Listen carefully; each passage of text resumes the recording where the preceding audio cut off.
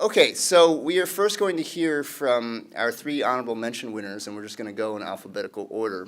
These are all poets that I've taught personally in my poetry classes. I can personally vouch for them. I always like it when people vouch for people. They're both great poets and outstanding moral citizens. It sounds like I'm being sarcastic, but I'm actually being genuine.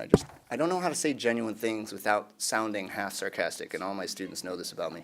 And right now I'm holding Hala Alyan's intro for absolutely no reason, since I'm not using it to introduce these students. But our first honorable mention winner who's going to read tonight is Kelly Banach. Kelly is a wonderful student who took intro with me last semester and had one of the favorite poems I read last year about this very cute dog that was in a very strange place that she will tell you all about. So give it up for Kelly Banach.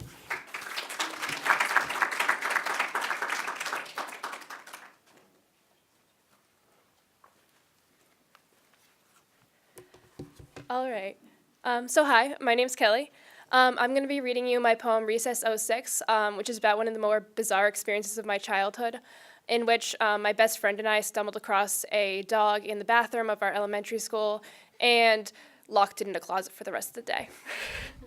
So, Recess '06. It was the last thing we'd expect among the gleaming porcelain toilets and cold white tile. A tiny dog in full command of the room, presiding over dripping sinks and soap, not king of much, but king of just enough, until our first grade hands pushed through the doors and stole the crown between his white-tipped ears. We made him ours and stole his throne, made him his bed of toilet paper rags and dust, dark in the black depths of a cleaning closet, where his every want relied on us alone, where we had the crown he'd once had to himself. Our power secret, yet power enough, we thrived in knowing his place as ours and ours alone, not kings of much, but kings of just enough, until the scratches on the closet door. Thank you.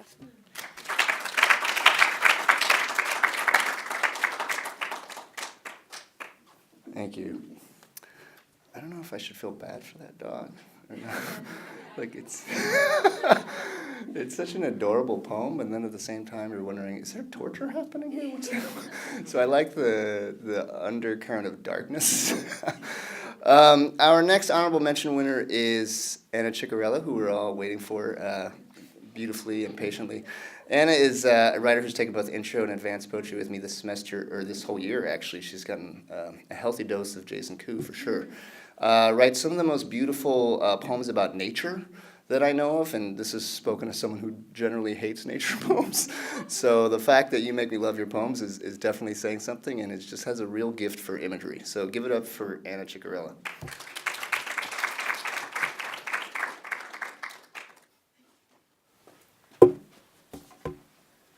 So hi, is it this one? Thank you. Hi everyone, I'm Anna Ciccarella. I'll be reading my poem Maine Summer today. It's basically just about a family vacation to Maine and the importance of my family, and specifically my siblings, because I'm a quadruplet. And it's something that has really shaped who I've been, and basically has changed how I just go about my everyday life. Maine Summer. I heard the voice of nature in the waves of Lake Keoka, asking me to play. With joy I flew it and made it down the path, the earth at my feet crumbling like coffee cake. My mother watched me from her red beach chair, her hair tossed lightly in the salty breeze. My father rowed the boat across the water, a pole beside him, hook glimmering in the light. My siblings waited for me at the edge of the beach, standing in line like a pack of highlighters, their jackets warmer than the August sun. I made my way to join the three, now four. Together we swam until we could not move, and then we watched the sunset in our towels. The night was young compared to Maine's tall oaks, and time passed slow, like syrup over pancakes. But here we watched our family grow like trees, and still I hear the waves in silent dreams. Thank you.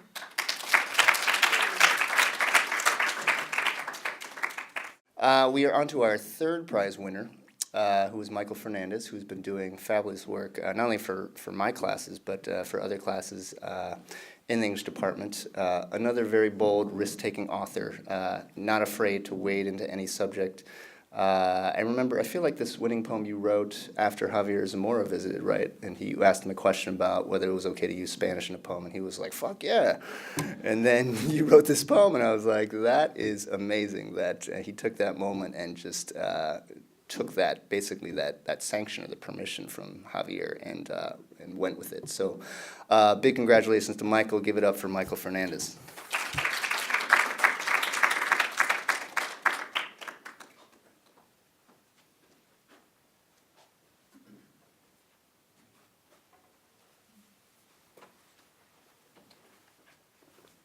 Hi. So usually I don't like talking about myself at all, but I feel like poetry has given me a really good outlet to just kind of talk about like things I've gone through and stuff. So this poem is just, about something that I went through in elementary school. It's called Belong. Gym class in elementary school, he called me a border hopper and hopped over the white line while his friend laughed along. I had no idea what a border hopper was, so I watched his smug blue eyes in stunned, confused silence. Lunchtime in high school, he called me a dirty Mexican and waited for me to laugh to confirm it was okay. I'd awkwardly consent so I could keep having friends, even though I didn't really get what a dirty Mexican was. I used to think I was Mexican, because Mexicans are brown and come from a strange land and speak fluent Spanish. Mexicans have different food and different accents and different traditions and different borders. Burritos, güey, mariachi, es como plátano, vaina típico, y Día de los Muertos, que maldita cosa eso. I just want to belong with them so I could be a real border hopper and fully understand those words while watching him hop the white line. I just want to belong with them so I could be a real dirty Mexican and start directing the joke on myself without feeling awkward and guilty. Pero ahora claro, and I can finally see that I've always belonged with them because I am a dirty border hopper, even though I was born in Massachusetts because Papi chased the American dream and given the name Michael because Americans can't pronounce Miguel, and taught English as my first language because no one has time to learn Spanish, and sent to a Catholic private school because I need to prove extra hard that I'm smart, and assigned books on American history because other countries don't matter as much, and forced to memorize the pledge because it matters, though I don't know why. None of that is important at all, because all that actually matters when being tested as a border hopper is that you have brown skin and you speak fluent Spanish. Thank you.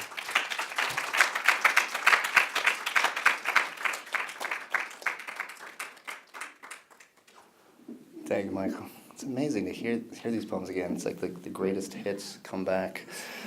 Wow, this is wonderful work. Our second prize, I'm trying to remember where we are. Our second prize winner is Shayla Zorn. I've been talking about risk-taking a lot because I feel like this is one of the things that my students at Quinnipiac do really well.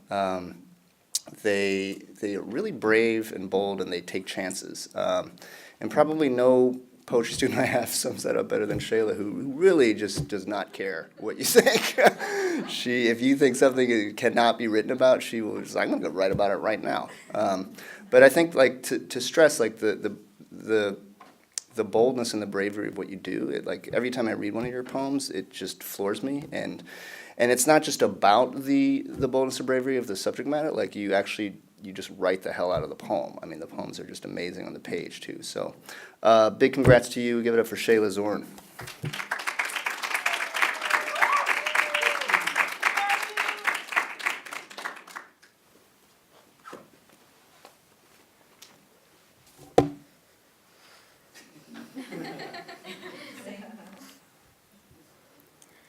So this is a poem that I wrote about an eating disorder that I had in high school.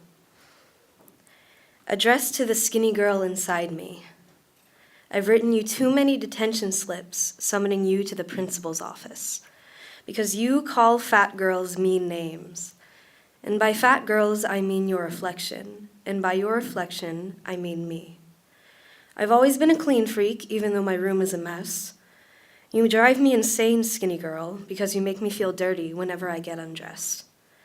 I know you don't like what I just ate, but that doesn't give you the right to get rid of it without my permission. I feel you stabbing my stomach, skinny girl, but I refuse to spit you into the toilet. You make me hate myself, skinny girl, but you've always been by my side. Every time that people leave me, there you are, holding my hand, a familiar soul to confide in. Sometimes you make sense, skinny girl, and I get scared when you do that. Because when your words make sense, my life crumples up all on its own and throws itself into a trash can. Every time I see myself in the mirror, you may fill me with self-hatred and shame. Oh, skinny girl, I'm sorry I let myself go. You kept me at 80 pounds for a while, but I needed more than cough drops to eat.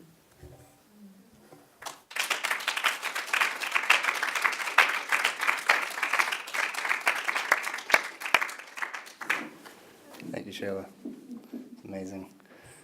Also, probably has the best hair of anyone at Quinnipiac. And it rotates, it changes. So it's consistently surprising and surprisingly great. Our last readers are first prize winner Sara Merrick, who is very dear to my heart. Trying to find the right words to articulate how much I've enjoyed teaching Sara. First of all, besides just being a great writer, so she wrote these amazing poems for this contest, and I almost feel like that just goes without saying. I mean, you didn't read them, but we all, it was, I think, the first time she was the unanimous first prize choice. And that includes people like Neum and Kyle, who entered this contest and were like amazing. So even Neum did not earn like unanimous first prize. Even you, Neum, did not do that. But Sarah's just an incredible person and presence in the classroom. Like I feel like a lot of times what I do as a teacher is fight through the wall of frowns and neutral faces. And Sara was always there, like excited to write poems, and she'd come to conference and be like, "What are we doing next?" and what are we reading next? And that kind of spirit is so rare and so precious. And I think that's the thing I'll remember most about Sara. So congratulations to our first prize winner, Sara Merrick.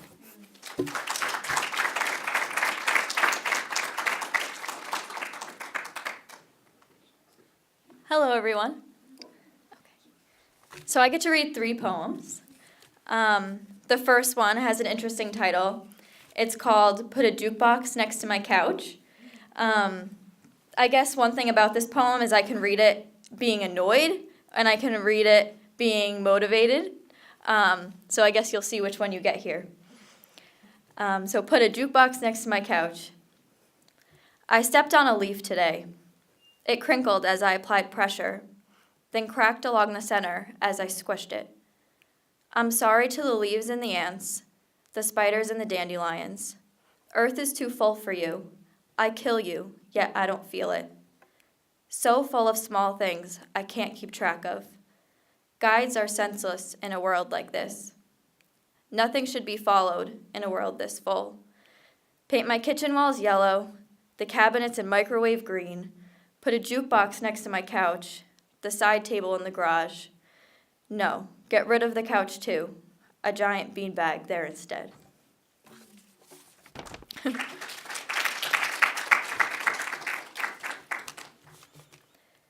This next one I'm reading is called Ode to Maps, and this is something I wrote in Dr. Ku's class, creative writing. So Ode to Maps. Without you, how would I know what is up or down, left or right? How would I know if the nearest restaurant is east or west from this aging yellow birch, north or south of the Mark Twain statue on Main Street? I'd be so lost without you. Your railroad tracks, your telephone booths, your airplane icons, your bridges, your fountains, your windy rivers. I see how small I am by how limitless you are. I'd be starving on that curb outside of Philly with no way to get to the nearest gas station. I'd be stuck in the middle of the Berkshires, finding myself farther into moose territory and farther from civilization. Without you, I'd never experience unfamiliarity, never indulge in the lip-smacking muffin from the newest coffee shop a few towns over. I'd exist in the same bubble of convenience, unable to fully execute my sense of wonder. You are a sticky note on the refrigerator, reminding me to consider all that is around me, begging me to experience all that I have not yet encountered.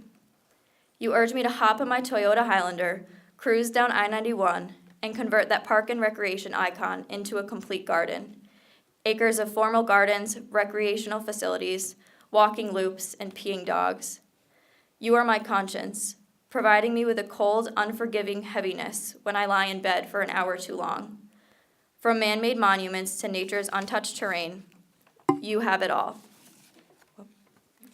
Looking at you, I feel guilt for not immersing myself in magnificence.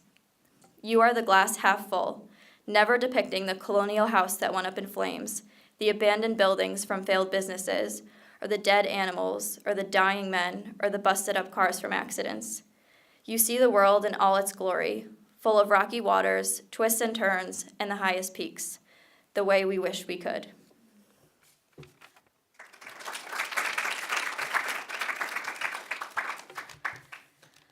Okay, the last one I'm going to read is called Density, and it's kind of about liking a lot of things and not knowing what to do when you like so many things. And I chose the title Density for two reasons. One, because liking a lot of things kind of makes you a dense person, literally, but also because I'm a chemistry major, and like density of things, so it kind of went. Okay. Okay, density. Give me tonight to be tangled in my curiosities, to utter I don't know a few times more. Let me love what I love and hate what I hate. Let me swap those with liberty. A blurry headlight in the rain parallels my mind. Allow the rain to trickle down onto me. Let it pour and let me love my cold, drenched body. Give me tonight to flaunt my lengths, flaunt my uncertainties, to love up as much as I love down. Allow me to falter. Let me bend in my thoughts. Let me honor my imbalance, knotted in both turmoil and joy. Allow me devotion to my discomfort. Give me tonight to be lost, to dance with all that I can't decide.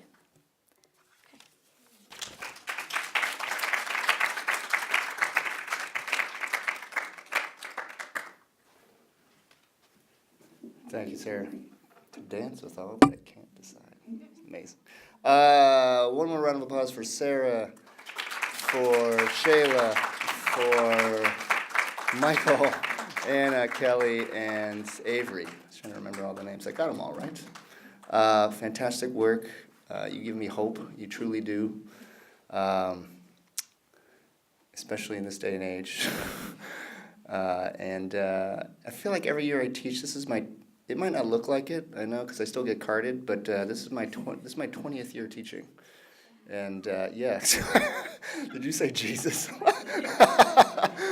Yeah, that's how I feel inside sometimes. And I think every year it might actually get harder. But when I hear poems like this, and honestly, when I just work with one poem on the page that is strong or promising by one of my students, it really is uplifting. I'm not sure you all realize how uplifting it is, especially when I'm doing that after reading, I don't know, freshman essays or something.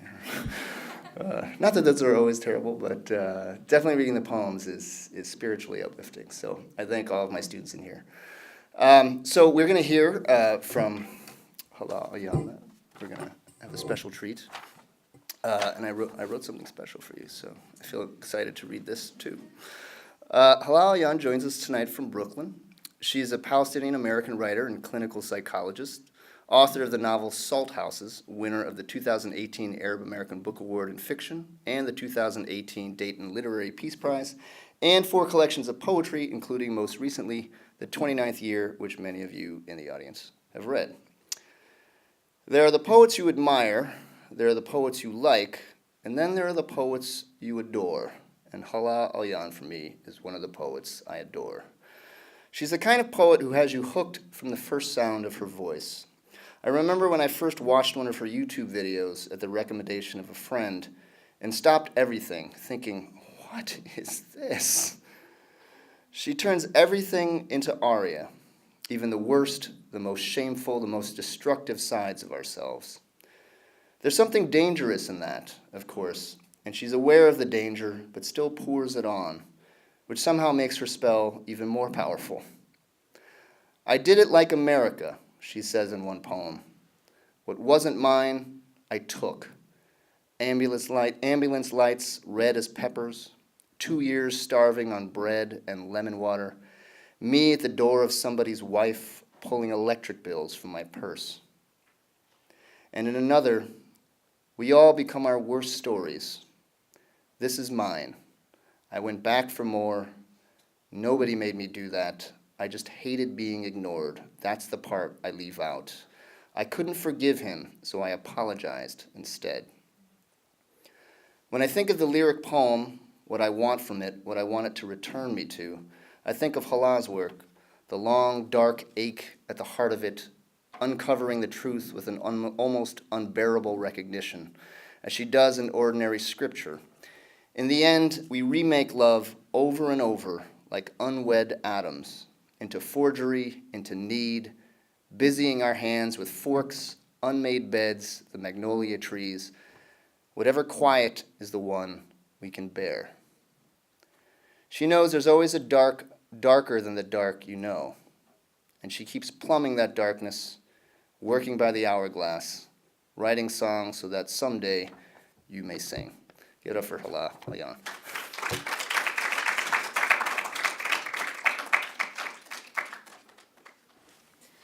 Thank you so much for that amazing intro, Jason. I love you, and I'm so grateful that I get to be here. Thank you to the amazing poets that just read. That was so beautiful and just like heart-achingly lovely. Can you hear me? Okay, good. Yeah, I'm very grateful to be here today. I have 4, maybe 5 poems, depending on how the time is going. And I'm going to start with, so when I finished the first draft of the manuscript for the 29th year, which is the newest collection, I've always hated figuring out the order and the structure of books. I always struggle with that. So I printed all of the poems out and I laid them down on the floor like a jigsaw puzzle, and I kind of played around with them. And is that something you've done too? Yeah, no, I was like on the ground, like just like move. And I sort of had this idea of kind of making like a collage poem almost. And so I took some scissors and I cut out lines and stanzas from different poems and then pasted them all together. So this is sort of like the master poem of the book. Like every section is somewhere in the book, the 29th year. 1. The musician has aged. Even 16 rows back, I can see the sag of her arms, and my brother says, yeah, she's still cute though. I'm the only one dancing in the room. I am screaming the lyrics like a lullaby. It turns road into water. I am the water. I am the drought. The musician tells a joke. She sings a song I sang 10 years ago in Beirut, the night I let a man take me to a motel room neither of us paid for. He asked me 2 questions. I lied to both. When it was over, I followed the sky's open mouth to my grandmother's house and slept on her floor. Nobody asked me where I'd been. 2. By wife, I meant moon. I returned to the same hotel bathroom twice, first to weep, then to steal flowers. I married that white sphere. I married a man and wore a white dress. It has been 5 months, and every morning I marry a white pill. 3. What will you make with your rage, he wants to know. Magnets, blue chandeliers from which animals swing, a dream catcher of teeth and turquoise. Mama, I'm afraid. I'd like a hammer and a 5th of vodka. I'd like a starless night, an empty lawn, no one around for miles. Your mother told me your secrets, and I told them back to you. 4. The elms have heartbeats, too. It's easy to forget in the city. The silky bed of leaves and moss, the birds, the Atlantic freezing our toes. In my dreams, Medium is always 10. Some things will ruin you. That summer in Spain, the ex-boyfriend who hit you with the hand he later broke. There is glass on the kitchen floor. There are hundreds of little pieces. There is something I shattered and left for you.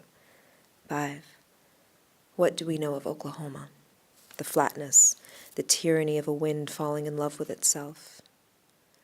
6.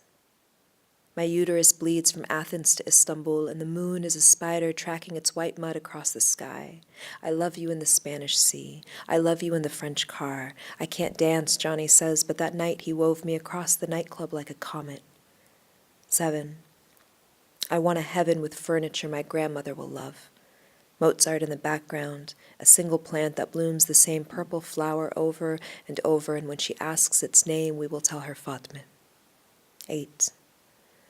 I'll dress myself sick as a red candle, keep my hair long for you to yank, slink myself into black. This body has always been yours more than mine, and the trees are broken into temples, one slow noose to the next. The world doesn't want loyalty, so what's the point of asking? The The heart spoils the body, and the body spoils the air. I stole your name, and at night, alone, I whispered into the dark the vowels none of my great-grandmothers could have pronounced. 9. Johnny is asking why I'm crying. There's so much life I don't know what to do with it. I'm a jealous car on a scenic freeway. I guess you could say I love this city like I love prickly pears, which is to say not very much, or only when I'm starving. Someone tell my mother that skin feels the same if you ask it not to speak. It's like a December tree, both alive and not, like the red gun of that tower that grew even as it fell. Take it from me, Mama. I couldn't listen to music for 6 months. Yesterday I sang until the neighbors knocked. 10. You're not a girl in a movie. 10. You're not a girl in a movie. 11. They call it heaven's intersection. The dry grass murmuring of the coming storm, a Budweiser can flattened beneath someone's boot, the train's lonely call for itself and only itself. All the exit routes in the world, the drunk Jeep, the bottle of pills, your daddy's DNA. I starved myself to starve my mother. I kept the bullet for the wrong reasons I wanted people to ask. Everyone wants a rock bottom, some Icarus shit.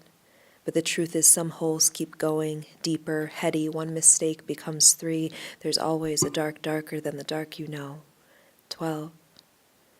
Here's what the biologist taught me in that whiskey bar.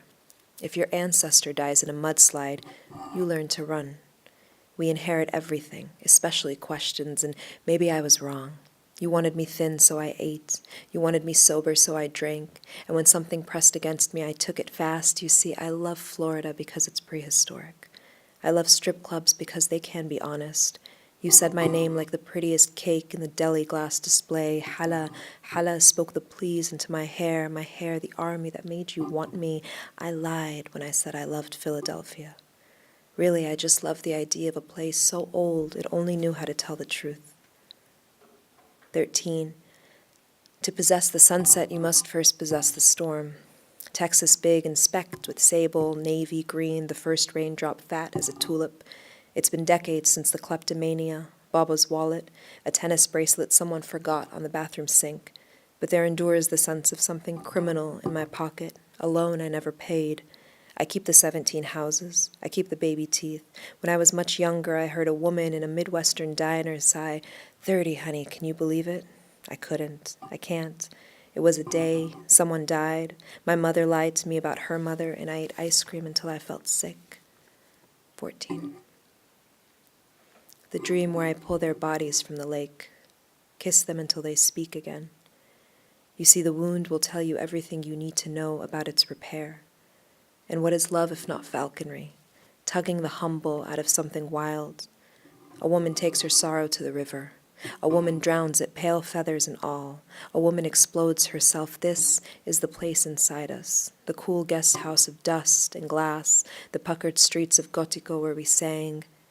It was light that woke me up. I could still taste the Mediterranean, that dirty water. I could still see the worshipper's city, the sky, a good dark meat grilled with stars. I want you in the Pacific. I want you in the Gulf Sea. I am borderland flooding. Swim.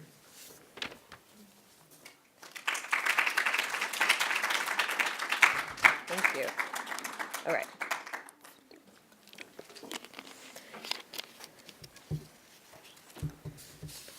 This is called Dear Leal. Dear Leal, when it became clear that America wouldn't apologize, our mothers decided it was time to leave. The YMCA pools, the cafeteria trays, and the tornado sirens vanished, but the houses we snuck into our girl pockets. Whole acres of cotton crops and the state's best Ferris wheel dug into our hip bones like quarters. Since we're being honest here, I'll tell you I envied you topless in the Barcelona sea, your hallucinogens, the way you danced like an animal caught in its own net. The last time I drank, I spoke to the trees and they had your voice. They said it was too late to go back. They said my life would glitter like drugstore nail polish. I'm not here to talk to you about Fatme. We both wanted to become her and we both failed. Instead, I'll burn Berlin to the ground. I'll take you back to Texas and find a motel Bible to steal. If we look long enough, we'll find everything our mothers did to us. And you can blame it all on a highway. your Baba's temper, the prison cell our grandfathers squatted in for 6 months. A girl meets her madness with 2 good hands. A girl falls asleep in Central Park. I told all my good stories to your brother, but here's one last one. A girl unloves her house, but it is too late. The house is her eyes and her ears and the wind she pins her hair by. Leal, I meant every lie I told you. Some things can only be endured. The God, the grandmother, the specks of dust. The night our fathers gambled, they ate like kings with the winnings. Thank you. This is called Oklahoma. I lived in Oklahoma. It'd be weird if I was just writing poems about Oklahoma. For a place I hate, I invoke you often. Stockholm's. I am 8 years old and the telephone poles are down, the power plant at the edge of town spitting electricity. Before the pickup trucks, the strip malls, dirt beaten by Cherokee feet, rope swung from mule to tent to man, tornadoes came, the wind rearranged the face of the land like a chessboard. This was before the gold rush, the greed of engines, before white men pressing against brown women, nailing crosses by the river, before the slow songs of cotton plantations, the songs toward God, the murder dangling like earrings. Under a redwood, 2 men signed away the land, and in history class, I don't understand why a boy whispers sand monkey. The Mexican girls let me sit with them as long as I braid their hair, my fingers dipping into that wet black silk. I try to imitate them at home, mírame mama, but my mother yells at me, said they didn't come here so I could speak the wrong language. Heaven is a long weekend. Heaven is a tornado siren canceling school. Heaven is pressed in a pleather booth at the Olive Garden, sipping Pepsi between my gap teeth, listening to my father mispronounce his meal.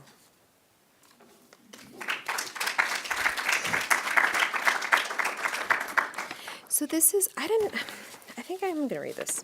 Why not? These are new poems. And I'm saying that so you just don't judge me. That I wrote over the course of this past year.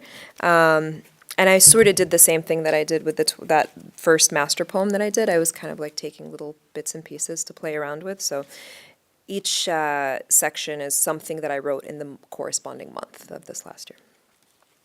1 March. I like to say I'm done with things when I'm not. Cigarettes, America, love that sucks back into itself like a bad pipe. When I find grief at my table, I go back to Abu Dhabi.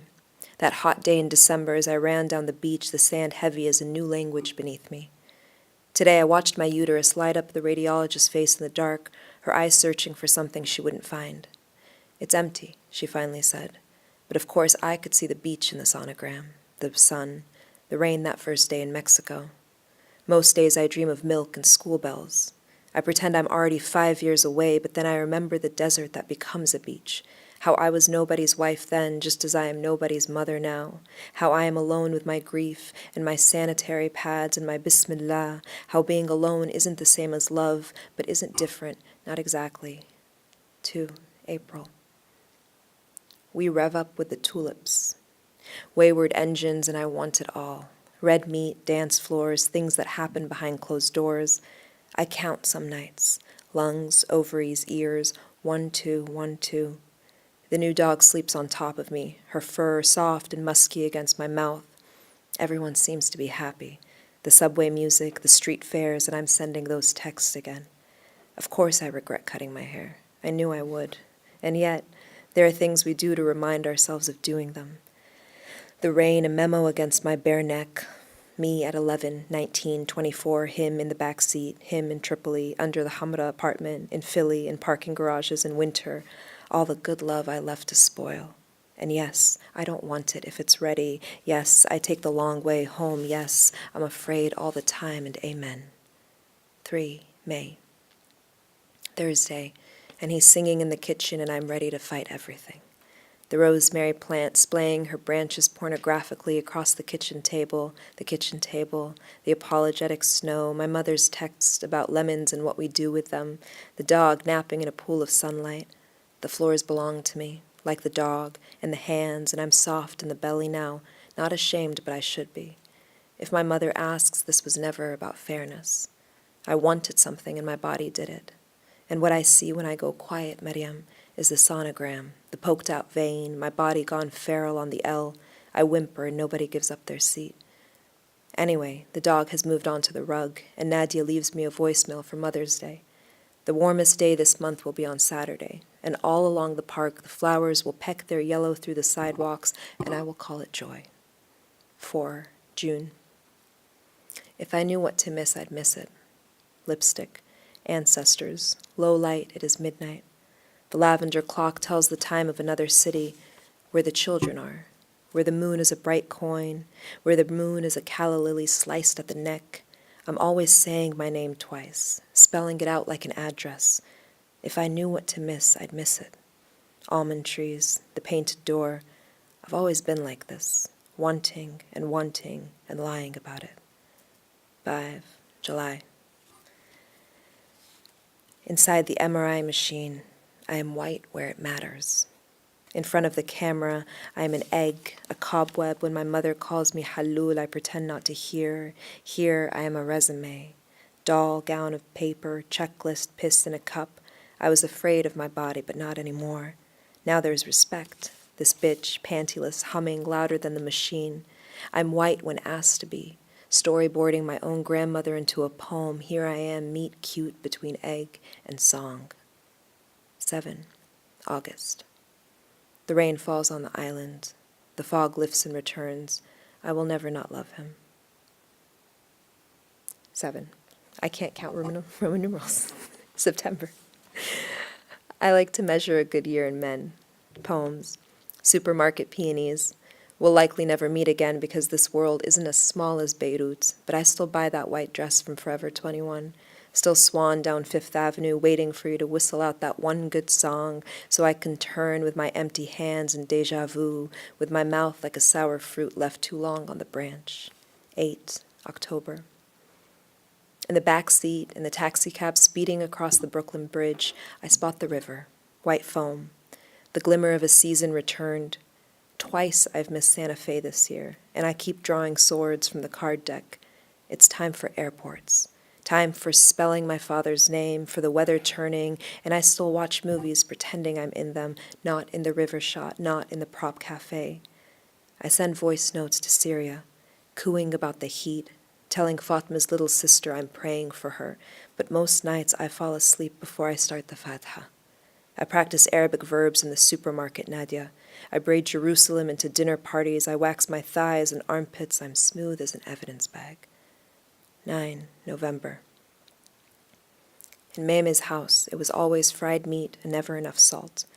Halloumi sandwiches with the bread hollowed out, fancy couches for guests and guests alone. Everyday sitcoms, so many sitcoms. Dubbed Friends and Grey's Anatomy, Turkish soaps, television, a summer camp. Every city takes something new from us. Hair color, birth name, the vowels stuck in our teeth like corn silk. Prayer rugs that stay rolled up. Views for days, the Mediterranean, the parking lots, the highways, the balcony lights that we never turn off, the forensics of this accent. Naam or ish or shu, ancestors of farmers and sheikhs and forelands and nothing to show for it. 10 December. In the new life, every surface is covered in plants. French attic, lemon cake for breakfast, affairs, homewrecker in a blue dress, Barcelona for the long weekend, thank you notes, a drawer for tax returns, a drawer for batteries, birth control without side effects, athletic sex, straighter hair, a daughter, my language mine again, zakirni, a pickable lock. In the morning I will be happy again, but it is not morning yet. Tell me, mother, tell me, wolf, how can I not love the moon that turns us, the moon that turns us back? 11 January. In the love poem, he calls me skyscraper, green-eyed liar with a spangled lip, all clavicle and turned-in ankles. I like to mistake the sitcom music for wind, and I've been in the United States a decade too long, but she's not here to forgive me anymore. Sometimes I ask Siri if she misses me when I'm away, until she repeats, I'm afraid I don't understand. Abracadabra in my body is water trough for bees, is bonfire, is vulture, is a maxed-out credit line. Nothing happens all at once, not even death. I don't want to be bad anymore, but also like Hamlet, I only know one story to tell, and it's a good one. About how in that other city there's a bar, and in that bar there's a bathroom, and in that bathroom a door I'd still like to knock. 12 February. I'm Williamsburg now. I drink mocktails in hip bars with green candelabras from the ceiling. I'm whiter than my brother, browner than my sister. I pronounce the word salmon like I invented it. Homeless isn't the same as without home. This is why my mother buys antiques that once belonged to white men. This is why the name Fatme appears on dirty windows. In French, the word for flight and thief is the same, and my fingertips are black. The one true way to immigrate is to forget. A language, a body, to steal your mother's hair into flight. 13 March. Often I forget how I ended up in a certain room, as though I'm a sitcom, fade to black, from kitchen to strip mall to bed. Often I forget how she ladled the lentil soup into my bowl, telling me if I didn't eat 3 helpings, I might as well break her heart. My heart a ship, my heart a calendar. I'm more afraid of leaving than going back in time. Grilling cheese sandwiches for an Oklahoma picnic, praising Allah and watching Nickelodeon. What grows is what you let. Like horoscopes. The years poured out like bad wine. Say your heaven and then say it 3 more times. I kiss the open flowers. I kiss the open flowers. I kiss the open flowers with Fatma's hands. Thank you so much.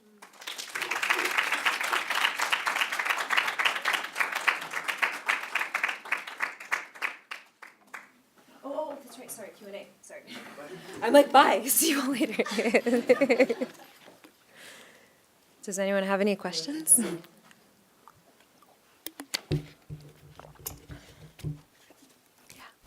In writing what you would say the master poem and snipping everything out, what makes you choose those lines? I kind of do it. I wish I could say there's more method to it. For me, it's usually an exercise in looking at the work with fresh eyes. And it's also been kind of cool to see if there's an overarching narrative that emerges from like a cluster of poems that I wrote over a period of time. Generally speaking, I'm just sort of randomly picking. They're usually either the first lines or the last lines of poems that have been written. But it's more instinct, I think, than any like process that I can really identify, which is a terrible answer. It's like I don't know. Anything else? Yeah. I'll start. When you read the 2 poems from your book, you have like small line changes. Is there like a significant like reason, or you like? I love that question. That's a great question. No. I think so. I've always written simultaneously stuff to be performed and then stuff for the page. Sometimes they're vastly different. Like there are things that I've performed or done spoken word that I've never published, and vice versa. There are things that I've been in books that I've never read aloud. I think I've been trying to experiment more with reading stuff that I wrote for the page and just like performing it and finding a way to find the musicality and the rhythm. It just means that there are like slight. Were you following along in the book? Yeah, I thought so. I looked up and I was like, I'm about to get screwed. Someone's gonna pick up on. They're like. There are things that I felt like flowed a little bit better, or that like when I was reading them aloud or practicing them aloud, I was like, oh wait, why did I have this line instead of this line last? And so I kind of played around with the endings. Yeah. It's like experimental. I feel like all of this is like, it's stuff to play around with in my head.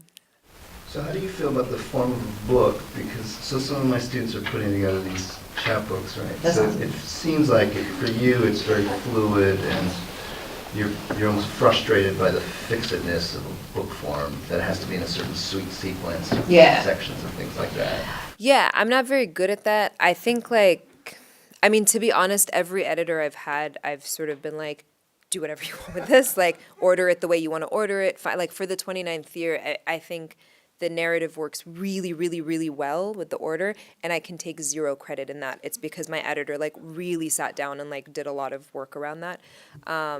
I think it is because, I don't have much patience. This is not great for students here, for the editing part of the process. I have plenty of patience for the editing of the actual poems, but I think when I'm thinking of the collection as an aggregate, I sort of struggle with it's just never been one of my strong suits.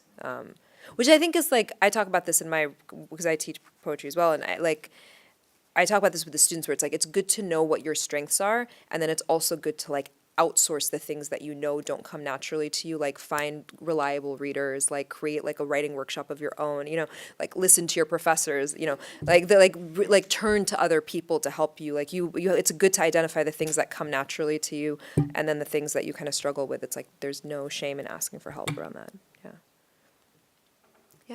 Do you ever write poems in Arabic? No, I don't, because so Arabic is like classical Arabic and then spoken Arabic, and the classical Arabic I'm like a child in, and then I'm fluent in the spoken Arabic, so I guess I theoretically could try to write like a spoken word piece, but I don't even know. That's so scary. I don't know how to do that. I just more like, kind of like what you were doing with the Spanish in your poem, like I usually will weave in like fragments in Arabic or whatnot into the pieces. I've been trying to write poems in French, which has been, they're terrible poems, but it's actually a really good way to like learn language, I think. Yeah.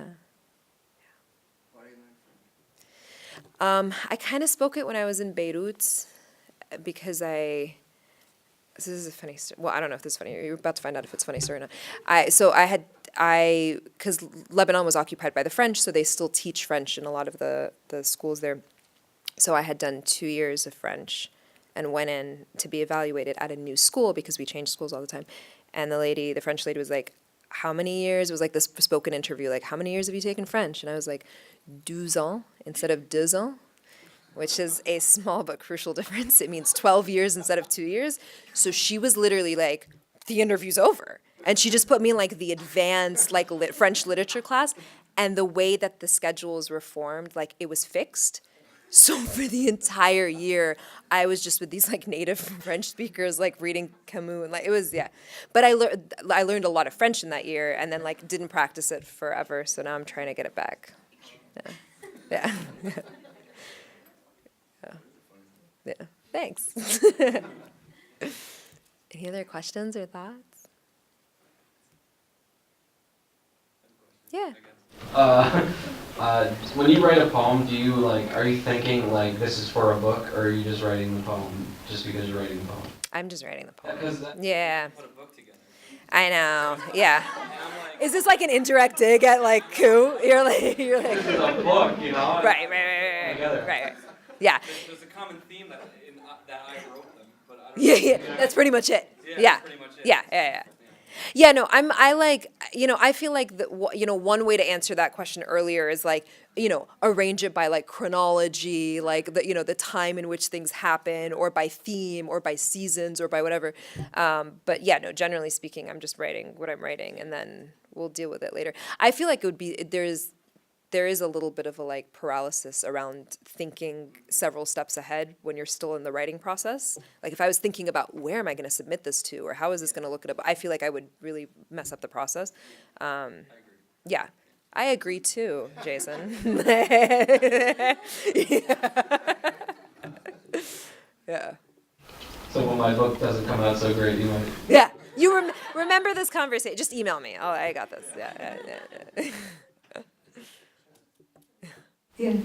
How do you feel clinical psychology and poetry go together, or do you think they don't, or how do they mix? I love that question. Yeah, I totally think they go together. I don't think it's a coincidence that I found myself drawn to the two fields that I'm in now. I think both writing and therapy deal with like the currency of stories, right? So like when you're doing therapy with somebody, you're taking in these oftentimes fragmented, disjointed parts of someone's life and narrative, and you're trying to weave it into something coherent, and you're trying to make sense out of it. And I think there's something very similar in writing too, right? So I think there's in both, I'm sort of excavating like memory and trying to rework it and trying to create like a coherent whole out of it.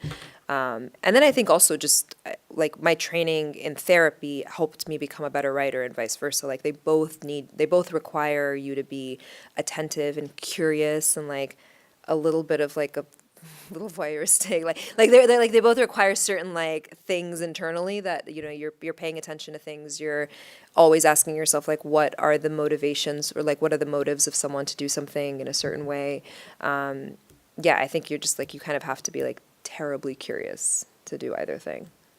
I love that question though. Yeah. Any other questions? Yeah. How do you write about like the same experience or incident, but also keep it like refreshing and new? I mean, I feel like I write about the same thing over and over and over again. That's a really good and difficult question. I think that one of the things that happens is with time, your positionality in relation to a part of your life changes. So I could write a poem about someone that I knew when I was 19 that was very crucial in my development and in my life. And I could write that poem at 21, and I could write that poem at 31, and they're just by virtue of the time that's passed and everything that's happened in my life in that intervening decade, they're going to be different poems because I'm going to be coming at it from different vantage points and different perspectives. So I think part of it is like you kind of have to trust that you're going to be a different person as you're writing about the experience as time goes on. And I'm a fan also of like, you know, if I take like I'm trying to think of a good example, like we were in Beirut during the 2006 war, for example, and so I've written about that experience 1,010 times. And the way that I've tried to do it differently is like in fiction, I've tried to write about it from the perspective of a child, even though I was 18 or 19 when this was happening, right? In poetry, I've tried to write about it from the perspective of other people in my life, or the perspective of me at the time, or the perspective of me remembering the experience and like how it's changed, right? So like you're always kind of like shifting depending on how you're telling the story. Any other questions? I have a question, Dawn. So, the book is called The 29th Year, and you talked about writing poems without thinking about the book. So when did that occur to you that these poems were about this transitional period? Or is that something like your education? Oh, about the 29th year. So it was always titled The 29th Year. I think I knew, I mean, they were all written in my 29th year. So first of all, there was just like a very, literally, like these were things that were being kicked up. It was a very transitional year for me. It was a year where a lot of roles changed. It was a year that I got married, I graduated, I did like all of these things and all these different roles that I had and positions that I had in life changed. So it kicked up a lot of stuff from the past and the present for me. So it ended up being a really fertile time writing-wise, which is always like, I feel like whenever you're going through a really rough time and you're also an artist or a writer, like maybe you're not able to do something with it in that moment, but you can also lie fallow because there's a lot of like fertile stuff to work with. And it may just be like at some point in the future, but there was a lot of stuff that came up that year. So the way that it started was I just started jotting down lines and images for the first few months of the year. And then I had a residency in Marfa, Texas, which is the most magical place, like just desert. And I knew nobody and I was alone all the time. And I started to stitch them together and like kind of develop them further into pieces. And yeah, I went into the publishing process already kind of knowing that like these poems were all going to sort of talk about similar things. Yeah. I like how you're having like a proxy war like through me. Like.